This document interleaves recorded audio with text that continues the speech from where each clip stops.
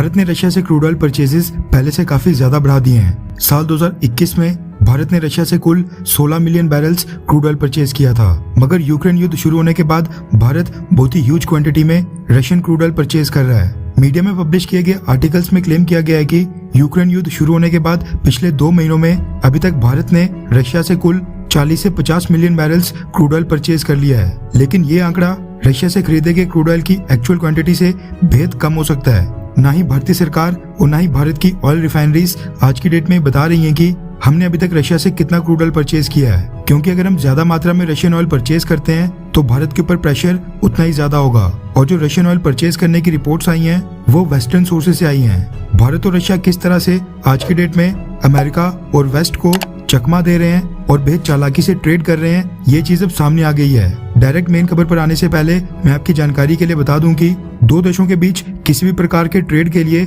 जो शिप्स इस्तेमाल किए जाते हैं, फिर चाहे वो सिंपल कार्गो शिप्स हों जिनके ऊपर कंटेनर्स लदे होते हैं, या फिर ऑयल एंड गैस के लिए इस्तेमाल किए जाने वाले टैंकर शिप्स हों, इन सभी शिप्स के अंदर शिपिंग कंपनीज द्वारा ट्रांसपॉन्डर्स और ऑटोमेटिक आइडेंटिफिकेशन सिस्टम फिट किए जाते हैं, ताकि जब वो शिप्स एक पॉइंट से दूसरे पॉइंट तक ट्रेवल कर रहे हों तो उस समय उनकी लोकेशन और वेयर अबाउट्स को ट्रैक किया जा सके और पता लगाया जा सके कि कौन सा शिप किस लोकेशन पर है। इस सिस्टम को बहुत ही रेयरली ऑफ किया जाता है, अधिकतर समय तब जब पायरेट्स के अटैक का खतरा होता है, वरना इंटरनेशनल शिपिंग रेगुलेशंस के मुताबिक हर एक कार्गो वेसल और शिप को अपने ट्रांसपॉन्डर्स और ऑटोमेटिक आइडेंटिफिकेशन सिस्टम हमेशा ऑन करके रखने पड़ते हैं ताकि वो बाकी शिप्स के रडार में भी आ सके। जब कोई एक शिप बहुत ही लंबे समय तक अपने ट्रांसपॉन्डर्स और ऑटोमेटिक आइडेंटिफिकेशन सिस्टम को बंद करके रखता है तो उसको कहा जाता है कि वो शिप डार्क में चले गया है, यानी अंधेरे में चले गया है। अब जो नई रिपोर्ट निकलकर सामने आई है उसमें यही क्लेम किया गया है कि भारत और रशिया अब इसी डार्क शिपिंग टेक्निक का इस्तेमाल कर रहे हैं। रेफरेंस के लिए आपकी स्क्रीन के ऊपर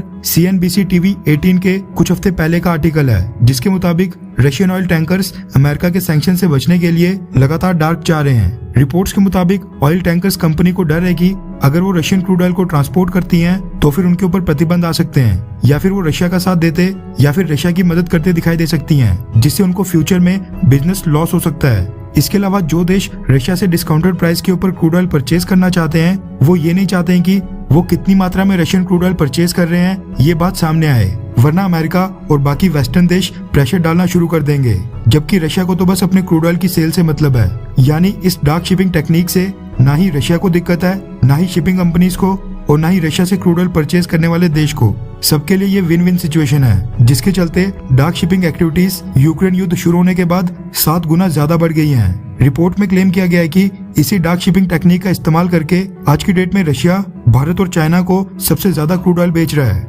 इसलिए ये तो 100% सच है कि एक्चुअल में भारत और चाइना रशिया से कितना क्रूड ऑयल परचेज कर रहे हैं ये बस दोनों देशों की गवर्नमेंट को ही पता है। और जो मीडिया में 40 से 50 मिलियन बैरल्स के आंकड़े डिस्कस किए जा रहे हैं, एक्चुअल क्वांटिटी उससे भी कहीं ज्यादा हो सकती है। अगर ये रिपोर्ट 100% सच है तो ये साफ दर्शाता है कि भारत रशिया की मदद और अपने इंटरेस्ट को सेफगार्ड करने के लिए आज की डेट में हर संभव कोशिश कर रहा है। वैसे आपको क्या लगता है कि रशिया के सस्ते क्रूड ऑयल के लिए डार्क शिपिंग करना बिल्कुल सही है, हाँ या फिर ना? नीचे कमेंट करके अपनी राय जरूर बताएं।